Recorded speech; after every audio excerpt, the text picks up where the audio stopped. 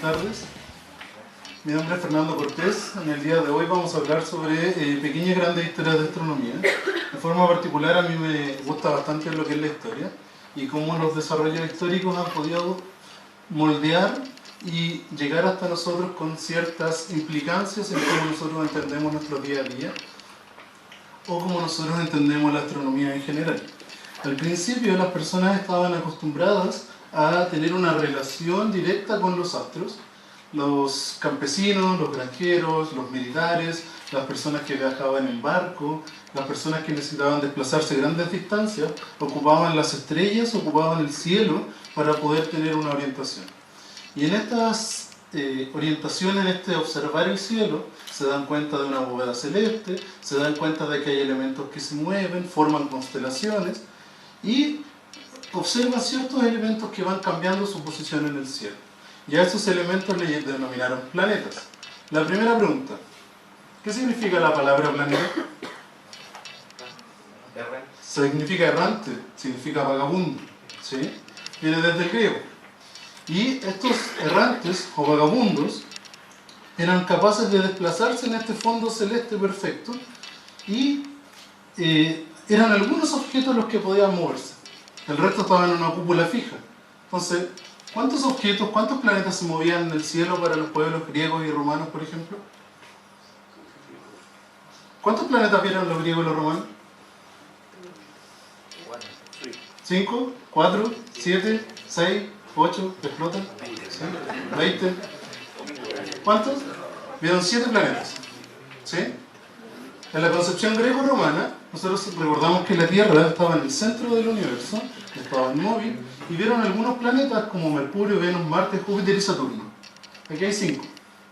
¿Cuáles son los otros 2 que se mueven alrededor de la Tierra? El Sol y la Luna. El Sol y la Luna, como la Tierra está fija y también se movían en el cielo, eran considerados planetas. ¿Sí? Entonces tenemos la Luna y el Sol. Ahora tenemos 7 planetas que deben sus nombres principalmente a dioses greco-romanos, van cambiando los nombres, debido a que eran los únicos capaces de moverse en la esfera celeste. ¿Sí? Los únicos capaces de cambiar el universo en esta esfera celeste perfecta eran los dioses. Y tenemos 7 planetas y tenemos 7 días de la semana. Y tenemos 7 días de la semana por los 7 planetas que se observaron en la antigüedad. Esta abreviación, el es del final, es una abreviación de dies en latín, que viene siendo el día de algo.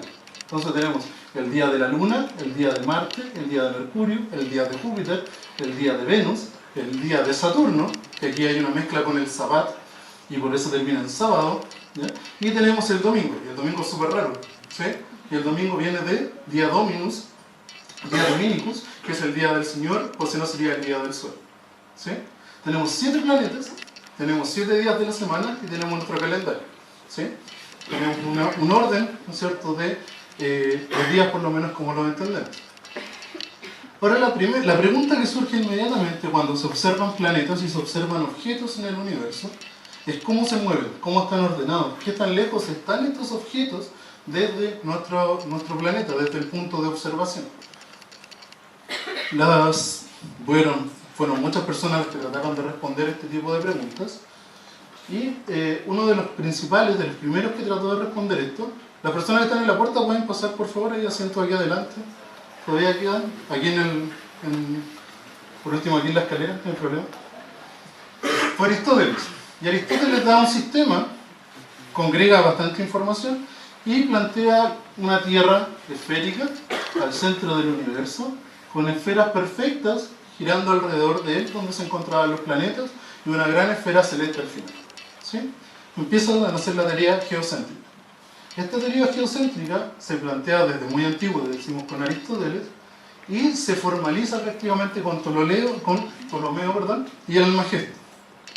Ptolomeo es un astrónomo que da una matemática y una geometría a cómo se mueven los planetas alrededor de la Tierra, ¿sí? Y es una geometría súper compleja. Pone la Tierra al centro, ¿no es cierto?, igual que en el modelo de Aristóteles, esferas perfectas donde giran principalmente los planetas y pone epiciclos y diferentes. Hay pequeñas órbitas chiquititas que hacen estos objetos acá para poder entender movimientos de los planetas que se llaman retrógrados. Y para poder hacer eso, que eso cuadre con las observaciones, hace un sistema con epiciclos y diferentes y formaliza una matemática y una geometría para poder sustentar este modelo. Este modelo duró 14 siglos. 14 siglos estuvimos entendiendo esto como la astronomía. Y este libro, el Almagesto, fue el libro de la astronomía por 14 siglos. ¿Ya? Hasta que tenía que seguir el camino, ¿no es cierto?, la ciencia, y aparece este señor. ¿Quién es? Copérnico, ¿no es cierto? ¿Y Copérnico qué era? ¿Qué estudió Copérnico? ¿Qué era Copérnico? Filósofo natural, ¿no? Copérnico era matemático, jurista, físico, clérigo católico, gobernador, diplomático, economista, médico y también astrónomo. Hizo hartas cosas. Y Copérnico, dentro de todas estas cosas que hacía, cuando él estudió astronomía, con el profesor con el cual estudiaba, tenían acceso a ciertas observaciones y se dan cuenta, dentro del Renacimiento, que es la época donde está Copérnico, que se crea, donde renace la cultura greco-romana, donde hay ideas de Aristarco de Samos, por ejemplo, de que el modelo geocéntrico está equivocado y el modelo heliocéntrico es el correcto. Y esas observaciones que tiene acceso Copérnico confirman la teoría. Ahora, este de acá es la reconstrucción de Copérnico, hecha en el año 2005. Copérnico murió, habían dos teorías, habían unos huesitos que estaban en Alemania, unos huesitos que estaban en Polonia. Los dos se peleaban por quién era realmente la tumba de Copérnico, y dentro de una de las cartas de Copérnico había un pelo de Copérnico, sacaron el ADN y los dos huesos coincidían, así que los juntaron, los enterraron, y en Polonia está enterrado ahora en una tumba lo suficientemente digna, y está Copérnico y esta es la recreación de su ropa, hecha en el año 2005 por científicos polacos. Y Copérnico escribe un libro, en realidad escribe dos. El libro está de las revoluciones de las esferas celestes, y escribe un antecedente a este libro, un libro previo. Y en ese libro previo plantea las ideas del heliocentrismo. Y como Copérnico era cura, era sacerdote, obviamente si sacaba un libro donde movía a la Tierra desde el centro del universo, también tenía miedo de que la Inquisición, ¿no es cierto?, lo pudiera agarrar. Y un amigo de Copérnico publica este libro, posterior a la muerte de Copérnico. En este libro se habla primero de revoluciones. Y hablamos de revoluciones en el sentido amplio de la palabra. Una revolución es una vuelta, pero es una vuelta genérica. En este caso, crea un conflicto con la cultura de la época. Copérnico, ¿qué dice en este libro? Cambia de una Tierra, de un sistema del universo donde la Tierra es el centro y todo gira alrededor de la Tierra, a un sistema donde la Tierra pasa a orbitar alrededor del Sol, donde el Sol es el centro del universo y todo orbita en torno al Sol en esferas perfectas. ¿Sí? Estas observaciones, esta idea queda dando vuelta, ¿sí?, y provoca roce. Y provoca roce por esto, por desplazar la perfecta creación, ¿no es cierto?, de Dios, de la época, y sacarla del centro del universo y desplazarla alrededor de una estrella. Eso que en los libros de historia aparece así en un parrafito chiquitito, genera un conflicto con la filosofía, un conflicto con la matemática, un conflicto con la física, un conflicto con la economía, un conflicto con la iglesia, genera un conflicto bien grande. Por eso se habla de una revolución científica. La revolución copernicana es más grande que decir simplemente la Tierra dejó de ser el centro del universo y ahora orbita el Sol. Y se genera este conflicto, y este conflicto empieza a hacer nido en las mentes que están alrededor, y se empiezan a preguntar si esta teoría está bien o está mal. ¿Qué es mejor? ¿La teoría geocéntrica o la teoría heliocéntrica? Llevamos 14 siglos de geocentrismo para de repente cambiarnos al heliocentrismo. Entonces, ¿cómo lo hacemos? ¿Cómo podemos cambiar esta idea? ¿Sí? Aparecen personas como Tycho Brahe. ¿Ya? Tycho es un astrónomo danés, y este astrónomo es conocido por tener los mejores instrumentos de la época. Tycho construyó instrumentos de astronomía, ¿ya?, antes de la invención del telescopio. Y los mejores datos de la época los tenía Tycho, porque tenía acceso a muchos de los favores del rey, al dinero del rey, porque el rey lo contrataba para hacer cartas astrológicas, y Tycho con ese dinero construía instrumentos astronómicos en serio, ¿ya? Y construía grandes palacios con instrumentos gigantescos, en los cuales estudió por décadas movimientos de los planetas, en especial el planeta Marte.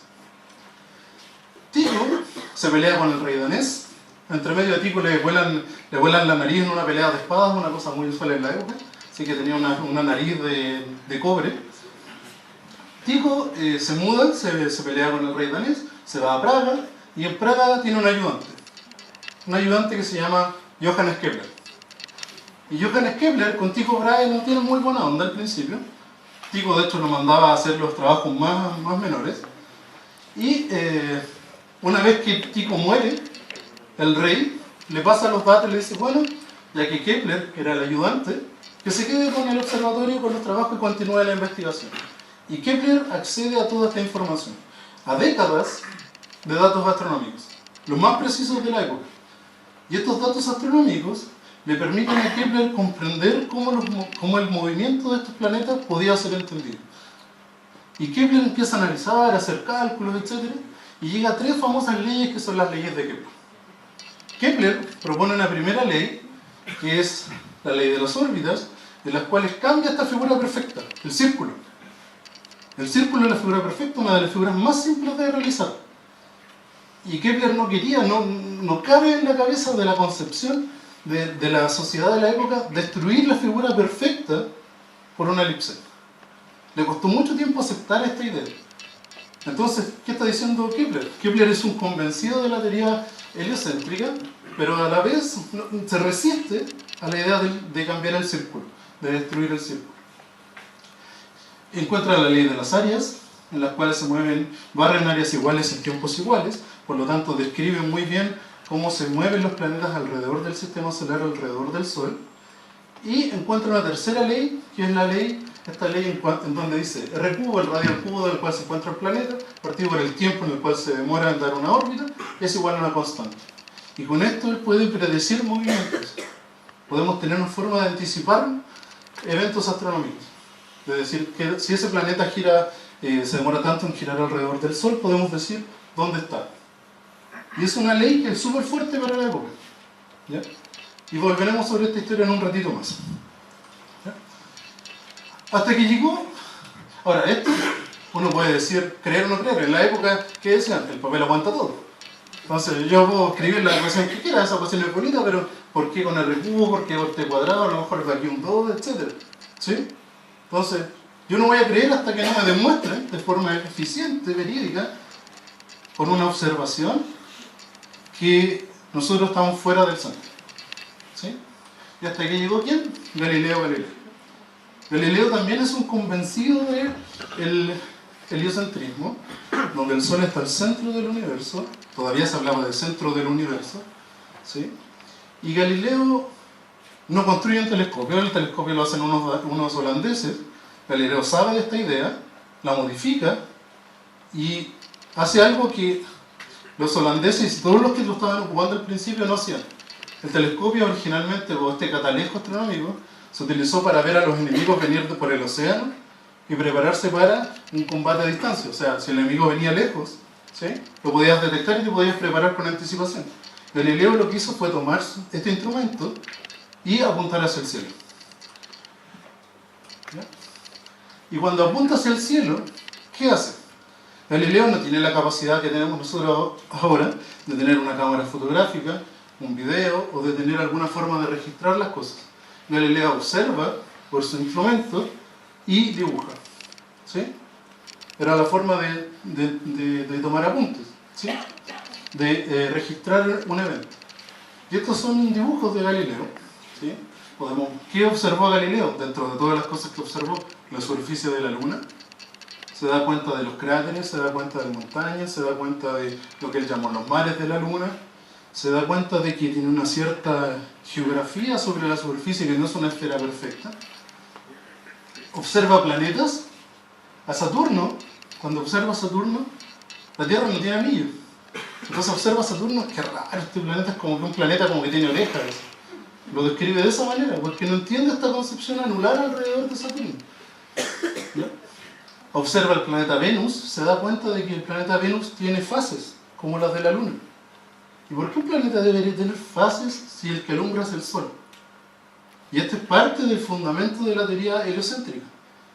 Esta es una observación clave dentro de la teoría heliocéntrica para poder demostrar que el geocentrismo estaba equivocado. Hasta que observó un evento final, que fue la demostración de que el heliocentrismo tenía mucho más sentido que el geocentrismo. Hasta que observa las lunas de Júpiter, los satélites de Júpiter. Al observar Júpiter, Galileo se da cuenta de que hay una esfera central, ¿sí? Y observa unas estrellitas al principio. No reconoce en un comienzo de que son satélites, ¿sí? Y observa, en una primera observación, observa el planeta, 2 estrellas a un lado, después 2 estrellas a la izquierda y una acá, 3 estrellas, y pareciera que estos objetos se están moviendo alrededor del objeto central. El geocentrismo, ¿qué dice? Que todo se mueve alrededor de la Tierra. Y aquí hay una observación directa, que uno la puede hacer con un telescopio casero, uno la puede hacer los 5, los 20 si viene a la universidad, uno lo puede hacer en su casa con cualquier tipo de telescopio, ¿ya? Y puede observar cómo Júpiter tiene satélites y estos satélites se van moviendo. Y esta es una observación directa de que hay por lo menos 4 objetos que no giran alrededor de la Tierra, sino que giran alrededor de otro objeto, que en este caso es Júpiter. Y aquí se empieza a caer la teoría geocéntrica, porque ya empezamos a ver una deficiencia observacional en el entendimiento del universo, junto con la observación de Venus. Pero, ya, decir que nosotros no éramos el centro del universo, que los círculos, que los planetas giraban en torno al Sol en elipses, y más encima demostrar que eso era cierto y que había evidencia con un instrumento que podía probar eso, llevó problemas con la Iglesia, con la Inquisición. Y tenemos, ¿no es cierto?, un conflicto acá, donde se hace el juicio de Galileo. Y este juicio de Galileo conlleva a una escena, que es esta de acá, donde Galileo, según lo que se puede investigar, dice: maldigo y reniego de mis errores y herejías, y juro que en el futuro no diré jamás ni afirmaré de palabra ni por escrito que la Tierra se mueve alrededor del Sol. ¿Sí? Esto es lo que supuestamente Galileo dijo cuando lo hicieron, ¿no es cierto?, renegar de sus ideas. Y hay otras personas, ¿no es cierto?, que aseguran que cuando Galileo está aquí, ¿no es cierto?, diciendo esto, al final le digo: pero se mueve. Y hay otros que dicen que no, fue más choro, sino, no, si igual se mueve, lo voy a decir, pero se mueve. En cualquiera de los dos casos, si esa fue la situación, en cualquiera de los dos casos, y alguien lo hubiera escuchado, estaríamos hablando que a Galileo lo quemaron en loquero, ¿sí? Es más por exaltar el ánimo de Galileo y de exaltar también la figura, ese sin embargo se mueve. No está registrado en ninguna parte que lo haya dicho, pero es para exaltar también la figura, ¿sí? Y Galileo, ¿no es cierto?, dice esta frase y al final queda encarcelado, muere viejo, ¿no es cierto?, encarcelado en su casa sin poder salir. Y gracias a Galileo y sus observaciones y a crear un instrumento, nosotros tenemos la posibilidad de observar planetas y observar elementos que están fuera de nuestro alcance. Ahora tenemos un instrumento que alarga nuestros sentidos y nos permite magnificar objetos que antes eran simples puntos y ahora tienen una forma y tienen una cierta superficie y podemos tratar de entender este universo que nos rodea. En esta misma época de conflicto con la Iglesia, hay épocas que son súper importantes dentro del calendario eclesiástico, como por ejemplo la Pascua de Resurrección. Cuando se inventa el calendario juliano, la Pascua de Resurrección caía un 21 de marzo del 300 y algo, y con la aplicación sistemática del calendario juliano, que no era muy perfecto, se llegó hasta el Papa Gregorio XIII, ¿sí?, para no equivocarme, en 1582, y los astrónomos les dijeron: ¿sabe qué? La Pascua no cae ahora el 21 de marzo, está corrido 10 días. Ay, ¿qué hacemos para arreglar esto? Mandó a llamar astrónomos con tal de verificar esto, de poder analizar el problema, y al final, ¿qué se hizo? Le dieron ciertas recomendaciones para corregir el calendario juliano, y el Papa hace una bula papal. Llegamos a octubre de 1582, y la bula, ¿qué dice? Que cuando lleguemos a las 12 de la noche del 4 de octubre de 1582, vamos a pasar al 15 de octubre el tiro, ¿ya? Vamos a sacar los 10 días del calendario, vamos a arreglarlo a la fuerza, vamos a después hacer años bisiestos cada 4 años, vamos a hacer años divisibles por 400, por 100, etc. Una serie de reglas, ¿sí?, Entonces, de hecho hay una santa de la iglesia católica que murió el 4 y se enterró el 15, solamente por estar justo aquí. Las personas iguales, o sea, los que estaban de cumpleaños ahí, bueno, harto celebraron cumpleaños al tiro. ¿Ya?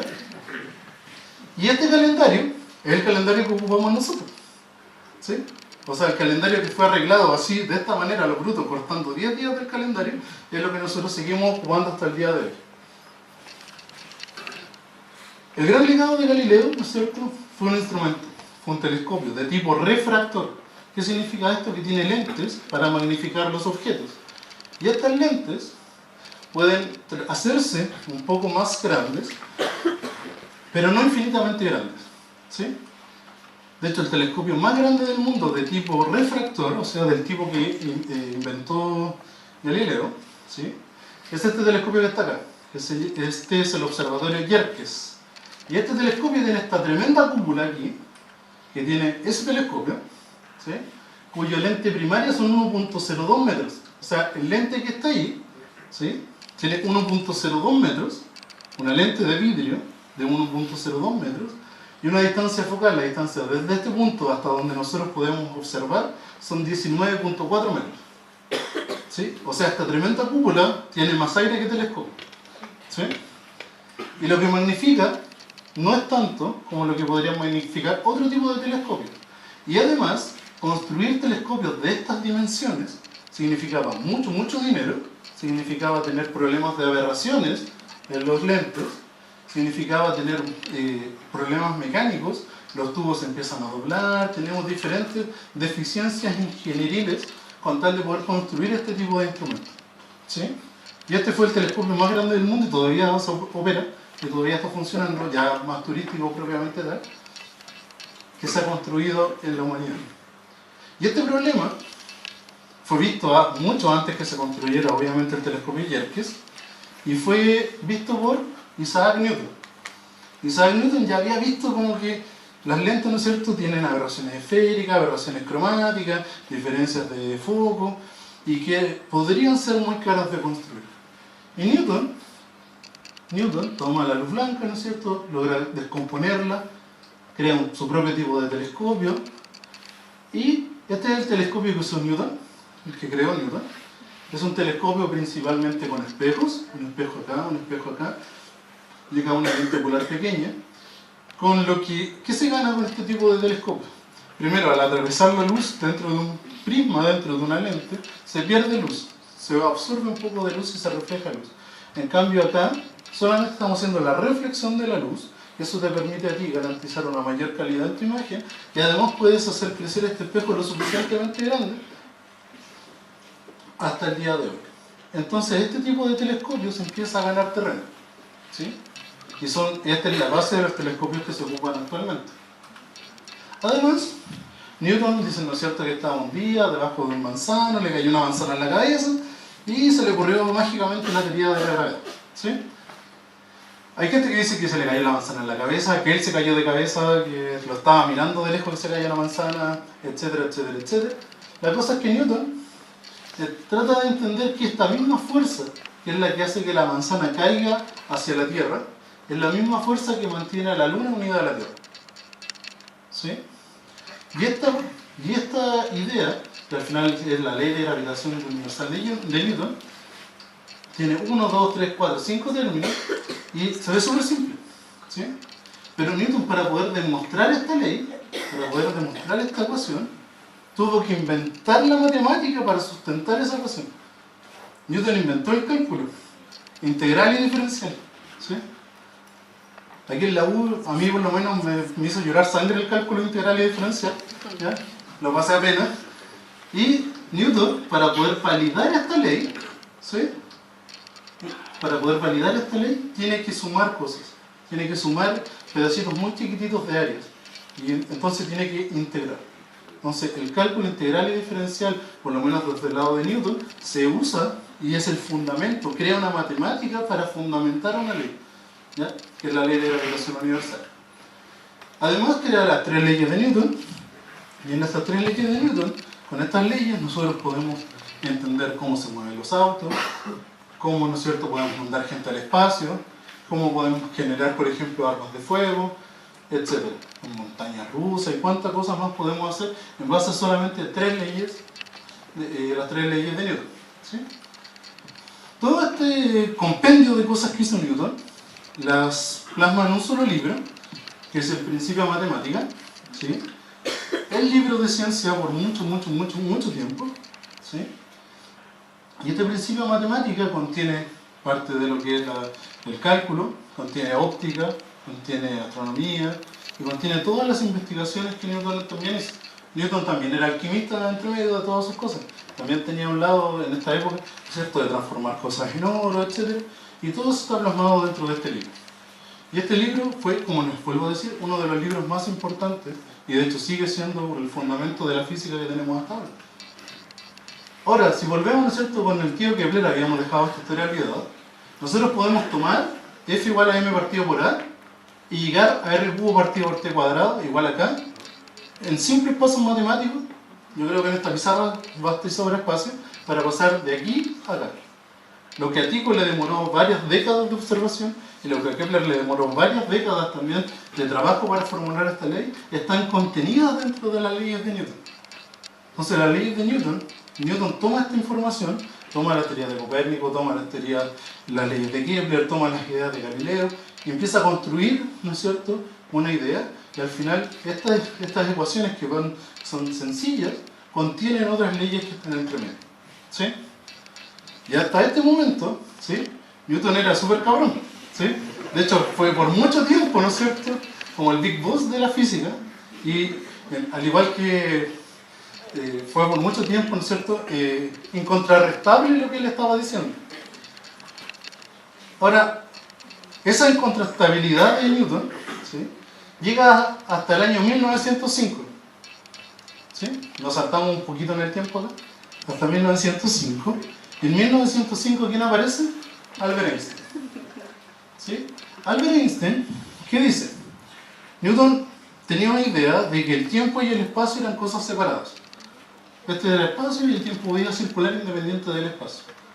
Y las leyes de Newton funcionan bien en nuestro diario vivir.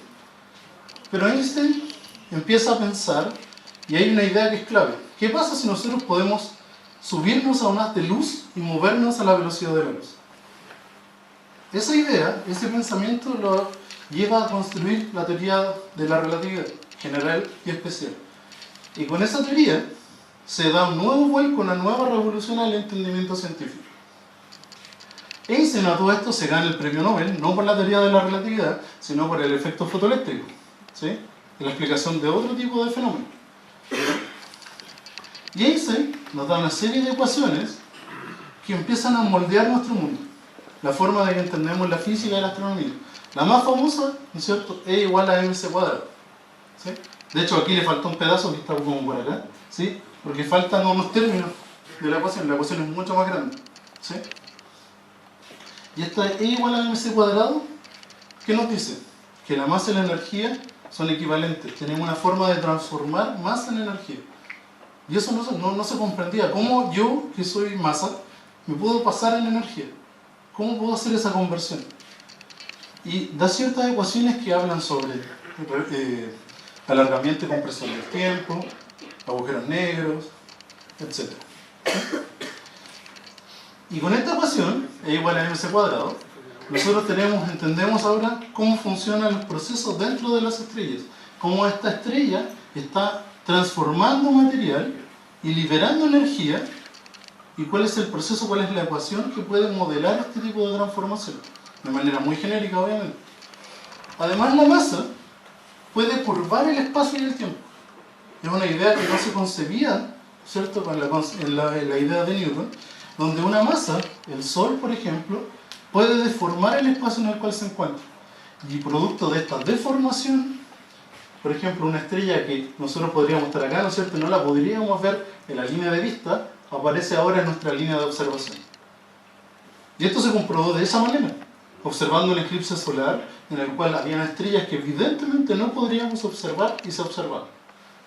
¿Sí? Con esta explicación de cómo la masa curva el espacio-tiempo, se demostró y se comprobó la órbita de Mercurio. Con la ley de Kepler y con la ley de Newton todavía habían problemas e inconsistencias en la órbita de Mercurio. Y con esta explicación podemos llegar a una respuesta. Entonces Einstein cambia nuevamente, ¿no es cierto?, estos paradigmas y nos entrega muchas más ecuaciones, una forma diferente de observar el universo, de entender, de empezar a comprender este universo. Pero en la misma época, estamos hablando de 1905, ¿sí? En la misma época, tenemos por ejemplo aquí una fotografía, ahí está la Vía Láctea, y aquí hay una manchita, ¿se dan cuenta, no es cierto? ¿Sí? ¿Ya? ¿Qué cosa es eso que está ahí? Una nube de Magallanes, ¿no es cierto? La pregunta que se estaba en la época era si todo esto que estaba acá es parte de la Vía Láctea o era un universo más grande. O sea, ya habíamos salido de que nosotros éramos el centro del universo, ya habíamos aceptado que el Sol era el centro de nuestro sistema solar, pero todavía nos quedaba lo último que nos podíamos aferrar, que nuestra galaxia fuera todo el universo. Y era la pregunta, ¿este objeto que está aquí, está dentro de la galaxia o está fuera de la galaxia? ¿Hay más objetos similares a esta nube o a esta nube de acá, mucho más distantes? Y era la pregunta que estaba en el 1920 y que no tenía una respuesta. Hay una historia que se llama El Gran Debate, que fue en 1920, que se da en el Museo Nacional de Historia Natural, en el Smithsoniano, entre dos personas que tenían opiniones diferentes, Shapley y Curtis. Y estos dos astrónomos, Shapley que decía que todo lo que nosotros observábamos era parte de la Vía Láctea. Y Curtis que decía que había universos islas, que eran otras galaxias que estaban mucho más distantes, que por su distancia no lográbamos todavía observar. Ahora, de Gran Debate hay distintas opiniones, ¿sí? Estuvieron 4 o 5 días, algunos dicen que tomando café en la buena onda, oye, que contáis tú, que sigue aquí, etc. Y otros que prácticamente fue un debate, ¿sí? La cosa es que la mayoría de las fuentes afirman que Shapley, la idea de Shapley fue la que predominó y la que quedó más en la conciencia. O sea, hasta que se hace un debate, todavía entendíamos que el universo, todo lo que era el universo, estaba contenido a lo más cercano, a nuestra galaxia. Hasta que apareció Edwin Hubble y encontró una respuesta, hizo una observación.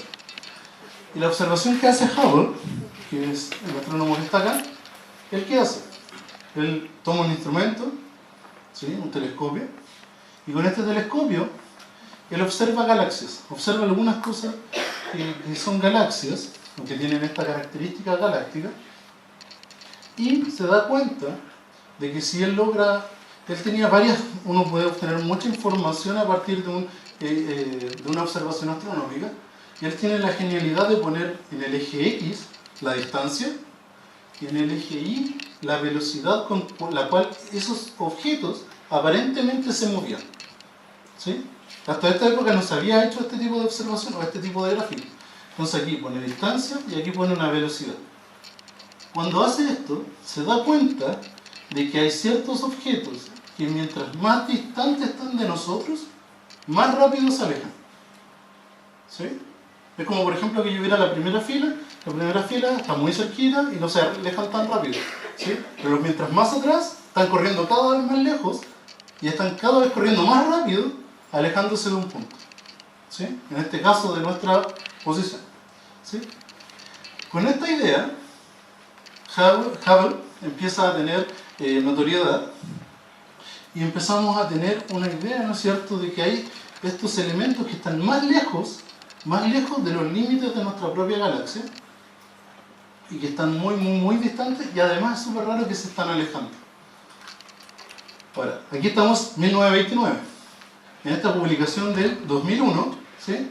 Fíjense acá, 0, 2 por 10 a la 6 parsec, ¿sí? 2 megaparsec. Esos 2 megaparsec, todos los datos de Hubble, a medida que ha ido avanzando la técnica, todos los datos de Hubble caben aquí, ¿sí? ¿Ya? Y todo este gráfico que está acá, cabe aquí. ¿Ya? Y el premio Nobel de Física del 2014, creo, no estoy seguro de esa, pero el premio de Física, el que vio la expansión acelerada del universo, demostró que esto era mucho más acelerado todavía de lo que se pensaba, ¿sí? O sea, lo que Hubble lo hizo famoso con este gráfico, ¿sí? Todavía estamos demostrando que es más y más y más y más rápido la expansión mientras más lejos logramos observar. Ahora, si uno piensa que, por ejemplo, aquí hubiera pasar algo y ustedes empezaran a alejar de acá, los que están más lejos, más rápido corrieran, uno dice, bueno, y si echamos el video para atrás, ¿qué pasaría entonces? O sea, siento que están muy lejos, se mueven muy rápido, ¿qué pasaría entonces si todo esto como que va en un solo punto? ¿Sí? Como que todo esto se aleja de un punto, de un origen. Y así nace, en cierta parte, la teoría del Big Bang. Si todas estas galaxias se están alejando unas de otras, en algún momento tuvieron que estar todas juntas. ¿Sí? Ahora, esta teoría no nace directamente con la observación de Hubble. ¿Sí? Nace varios años antes, y de hecho hay un sacerdote que se llama George LeMaitre, el cual postula con ecuaciones y postula que hay un origen que se llama el huevo cósmico, como lo dice él, el huevo cósmico en donde todo habría tenido un origen, el punto cero, ¿sí? Donde todo estaría concentrado y donde toda la materia estaría junta, ¿sí? De hecho, George LeMaitre hace su teoría 2 años antes que las observaciones de Hubble, ¿sí?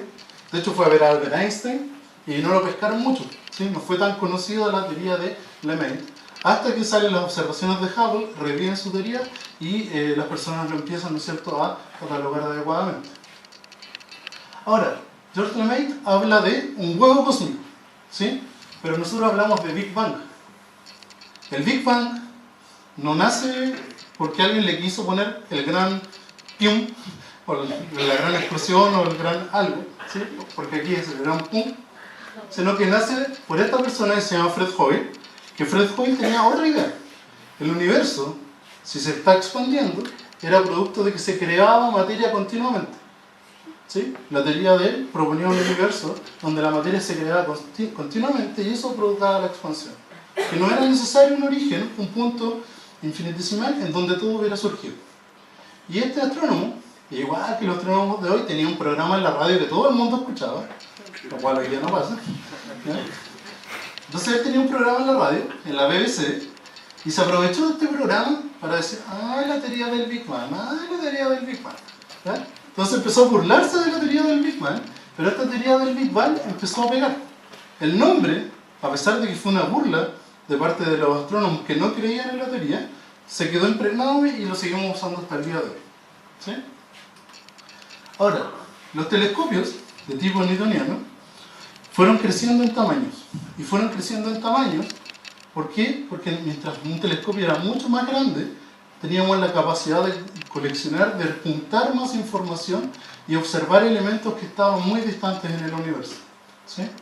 Por ejemplo, esto es una fotografía de Cerro Tololo, y ese telescopio, esta cúpula de acá, tiene un telescopio que es el telescopio blanco, que tiene un espejo primario de 4 metros, yo apenas me veo, estoy ahí abajo, ¿ya? Aquí está el BADE, ¿no es cierto?, en las campanas, 6.5 metros de un espejo. Cada vez vamos haciendo telescopios más grandes, ¿sí? Géminis, 8.1 metros, de un espejote gigante que está acá. BLT, 4 espejos de 8 metros cada uno, los cuales se pueden juntar y pueden simular un telescopio de 16 metros aproximadamente. Y por otro lado también tenemos radiotelescopios. Y estos radiotelescopios en este instante, el radiotelescopio ALMA es el observatorio en radio más grande del mundo y también está ubicado en nuestro país. Y queremos buscar y hacer telescopios más grandes para poder observar objetos más distantes u objetos muy débiles en el comienzo del universo. Pero no todo está lindo. Sería bacán que poner cada vez telescopios más grandes, más telescopios, más telescopios, más telescopios, pero tenemos una condición que es la atmósfera, ¿sí? Que son las nubes, que es nuestro propio planeta, ¿sí? Las nubes en Concepción nos impiden observar prácticamente en gran parte del año lo que es el firmamento. En el norte tenemos muchos más días disponibles, pero sería súper bueno para nosotros que no hubiera atmósfera, pero si no estaríamos rostizados por la radiación del sol. Entonces tenemos que llegar a un acuerdo. La atmósfera nos sirve, pero nosotros queremos observar. Y cuando queremos observar y saltar esta barrera, ¿qué hacemos? Nos vamos a los cerros mientras más alto, pero igual hay atmósfera, o para esquivar estas nubes mandamos telescopios al espacio, ¿sí? Y cuando uno manda telescopios al espacio, por ejemplo, el más famoso de todos es el telescopio espacial Hubble. Los telescopios en el espacio son extremadamente caros pero no tiene la atmósfera, por lo tanto sus imágenes son muy nítidas, ¿sí? Sus imágenes. Entonces el telescopio espacial Hubble fue la joyita de la NASA, fue la joyita que podíamos tener los astrónomos para observar el universo. Se manda el telescopio, y siempre en los telescopios con la elaboración, ¿no?, se hace la primera luz, el primer objeto, la primera imagen. Y estaban todos expectantes con un telescopio espacial y salió esto. Y todos dijeron así como... está como en pañales, ¿cierto? Entonces, ¿qué pasó con el Hubble? El Hubble tenía un problema de física básica. Los rayos de luz del Hubble no confluían en el mismo punto, no estaban enfocados. El telescopio espacial, la joyita de la NASA, iba con problemas de miopía al espacio. Y nadie se dio cuenta. ¿Y por qué nadie se dio cuenta? Porque se preocuparon más de los paneles solares, se preocuparon más de la comunicación, de mandar datos, etc. Y la óptica, que era lo más importante, se descuidó un poco harto, para ser honesto. ¿Qué pasó? ¿Qué hacemos con el telescopio espacial? Era costoso, muy caro, y habían dos opciones: mandar gente a repararlo, o mandar un transbordador, guardarlo, traerlo de vuelta, volver a arreglarlo, mandarlo de nuevo y ponerlo en órbita. ¿Sí? La última opción era la más cara de todo y la NASA prácticamente iba a quedar en la ruina. Y todas las personas empezaron a criticar, sobre todo las personas que habían financiado el proyecto, empezaron a criticar cómo la física básica, una física que podemos hacer en una pizarra, ¿sí?, había estado metido entre medio un problema de física básica dentro del telescopio espacial Hubble. Bueno, se optó por entrenar personas, entrenar astronautas, generar estos anteojitos, esto es un sistema óptico, y mandarlo al espacio. ¿Sí? Entonces mandan ciertas correcciones, ¿sí?, al telescopio espacial Hubble. De hecho, aquí el telescopio espacial Hubble se puede abrir y podemos sacar partes e ingresar nuevas partes. Se sacrificaron algunos instrumentos por la óptica del telescopio, y estos astronautas se entrenan para poder arreglar el problema del telescopio espacial. De hecho, si no hubieran arreglado el telescopio espacial, la mayoría de las personas a cargo del programa aseguran que la NASA podría haberse incluso exterminado, producto de la cantidad de plata que estaba invertida acá y del prestigio de la entidad. La cosa es que esa es la imagen borrosa, y después de una imagen mucho más nítida, y habían corregido el problema de Hubble. ¿Sí? Un problema de pizarra, se había estado en el espacio, en el telescopio espacial, y se corrigió. Y todos, oh, qué bacán, todos respiraron tranquilos, producto de que arreglaron el Hubble, y empezaron a tomar fotografías e imágenes mucho más maravillosas. ¿Sí?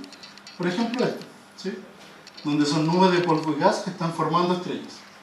Esta imagen se empezó a circular y fue la imagen más aplaudida de la época, debido a los colores y debido a la imagen que mostraba.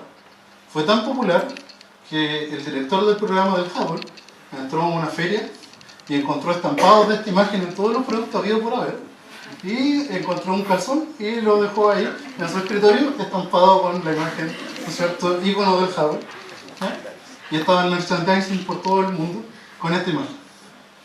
También con el Hubble, ¿qué se pudo hacer? Observar zonas que desde la Tierra prácticamente aparecen oscuras, y que, dejando varios días de exposición, empiezan a aparecer estos elementos. De esta imagen, solamente ese y ese punto de ahí son estrellas. El resto son galaxias.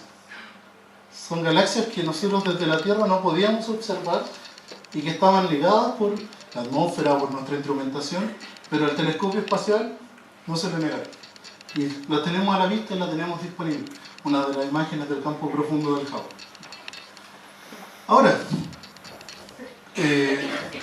como nosotros prácticamente vemos a la NASA como la mayoría de la gente ve a la NASA como lo máximo, ¿sí?, aquí ellos se hizo un equipo para mandar este satélite, el primer satélite interplanetario de estudio y seguimiento del clima, a Marte.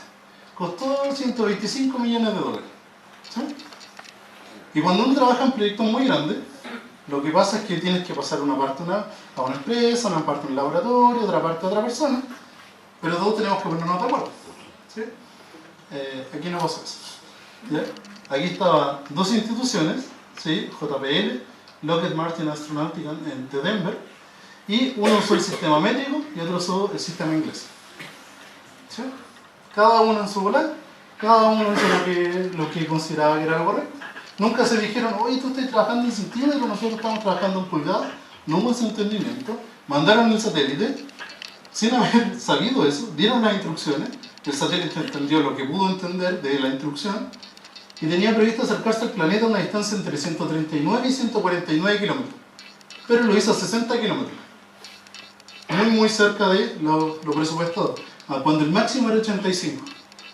Lo único que lograron fue mandar 125 millones de dólares de una nave directo a la superficie de Marte. ¿Sí? O sea, cuando uno está en una prueba y dice, no, profe, es que usted lo pidió en centímetros y lo dejé en metros, a veces ¿ya? Puede costarte 125 millones de dólares no hacerlo en las unidades que correspondían. ¿Sí? Ahora, si lo han hecho bien. ¿Sí?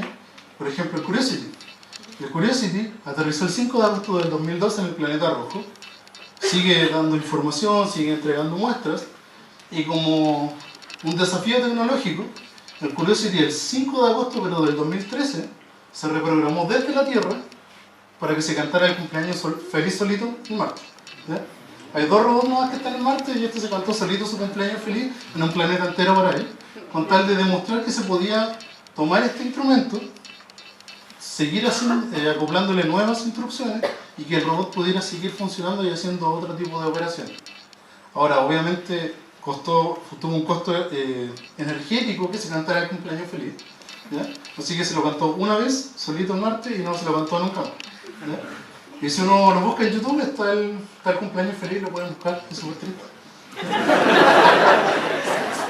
Y si se sienten tristes, piensen que este loco se cantó el cumpleaños solo en un planeta entero. Entonces, cosas que pasan. ¿Ya? Ahora, desde la superficie de Marte, ¿sí? Podemos ver, por ejemplo, la Tierra. Ahí está nuestro planeta. ¿Sí? O sea, todos los problemas limítrofes, todas las guerras, todas las grandes riquezas, todas las cosas que tenemos están ahí, en ese puntito. ¿Sí? Vistos desde Marte. ¿Ya? Ahora, como ya tenemos cierta experiencia con problemas de oftalmología y cosas que se chocan sobre superficie de otras cosas, ¿sí? Hay otro telescopio que se llama el James Webb Telescope, que va a ser el reemplazo del Hubble. ¿Sí? Va a ser el siguiente telescopio espacial. La cosa es que como este telescopio se va a ser lanzado y va a estar a 1 y tantos millones de kilómetros de distancia de la Tierra, no somos capaces de o mandar a alguien a arreglarlo o de traerlo de vuelta cuando lo mandemos. ¿Ya? Así que para evitar problemas de oftalmología, que choque con alguna cosa, de que no se abra un instrumento, de que no funcione bien, todos los años dicen que el otro año lo lanzan. ¿Ya? De hecho, me metí antes de ayer y dijeron que era el 2019, pero ya lo tiraron para el 2022. ¿Ya? Así que todos los años dicen, no, es que este instrumento está ahí, no, mejorémoslo por si acaso. ¿Ya? Entonces, ya se aprendió la lección. Y este telescopio, esta malla que tiene acá abajo, que son los paneles solares, son del tamaño de un campo de básquetbol. ¿Sí? Y estos paneles son paneles de oro. ¿Sí? O sea, un espejo que no está luminizado, sino que está dorado en su superficie. Por lo tanto, no tiene ni una gracia mandar esta máquina a 1.5 millones, 1.8 millones de kilómetros y que no funcione. ¿Ya? Así que todos los años, el siguiente año lo van a lanzar. Y ahora estamos en 2020, 2022 sería el año de lanzamiento. ¿Sí? Ahí está una imagen. Ahí está un técnico, ¿no es cierto?, trabajando en el espejo principal. ¿Sí? Ahora, un día cualquiera, y por aquí vamos a estar cerrando, un día cualquiera en la ciudad de Los Ángeles, en Estados Unidos, ¿qué pasó? Nosotros estamos acostumbrados a observar el firmamento. ¿Sí? Vemos la luna, vemos atardeceres, etc. Pero hay ciudades, por ejemplo, está el Observatorio Griffith, que está en Los Ángeles, en Estados Unidos, un observatorio que, como todos los observatorios del mundo, se pone en la cima de un cerro, bien aislado de todo el universo para que no nos contaminen con luz, pero como la ciudad crece, ¿no es cierto?, ahora el telescopio está en medio de la ciudad. ¿Sí? No observa mucho, no mira, es prácticamente turístico y tiene algunas cosas de ciencia, pero muy primitiva con lo que podría estar trabajando actualmente. Y la ciudad envolvió, ¿no es cierto?, al telescopio, al observatorio. y en la noche prácticamente no podemos observar estrellas, ¿sí? Desde ese telescopio. Entonces, ¿pero qué pasa? Que hay un terremoto, el año 94, ¿sí? 6.7 en la escala de Richter, dejó varios muertos, heridos, pérdida por 25.000 millones de dólares. ¿Sí? Y con los terremotos, ¿qué pasa? Se corta la luz. ¿Sí? Y yo pensaba que esto era una historia, yo la leí hace mucho tiempo y pensaba que esta historia era un poco ficticia y un poco real. Hasta que encontré personas que la documentaron, ahí está el paper, ¿sí? Está documentado. Que cuando se viene el apagón y las personas empezaron a llamar al 911, a los milicos, al observatorio, preguntando qué eran los puntos blancos que estaban en el cielo. ¿Qué era la nube de estrellas, la Vía Láctea, que nosotros podemos observar? ¿Qué era esta nube? ¿Qué eran esos puntos? Si esas cosas se iban a caer. Preguntaban si eso era producto del terremoto, si eso, cuánto iba a durar ese fenómeno. Y había un desconocimiento de la astronomía, había un desconocimiento del cielo, producto de obviamente las luces.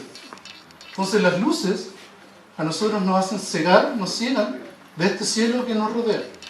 Y producen cosas como esta, donde hayan personas que prácticamente no puedan observar el firmamento, donde tengan que desplazarse muchas distancias con tal de poder encontrar el lugar oscuro.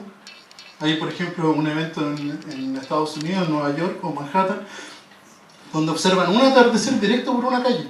No sé si lo han escuchado. O sea, una vez al año, las personas observan un atardecer completo. Lo que nosotros podemos hacer todos los días, hay partes donde no se puede hacer, donde hay eventos masivos para ver un atardecer. Entonces, de esta ciudad, de esta experiencia, ¿no es cierto?, está esta publicación, donde recoge todas estas impresiones de las personas y por qué se produjo este fenómeno. Porque al final estamos tan cegados, estamos tan envueltos con la luz de la ciudad, que no nos damos el tiempo, o simplemente la luz nos impide observar el cielo. ¿Sí? Entonces,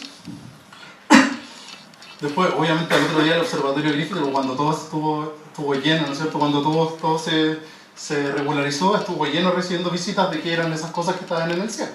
¿Sí? Fue el pic de visitas después del terremoto. ¿Ya?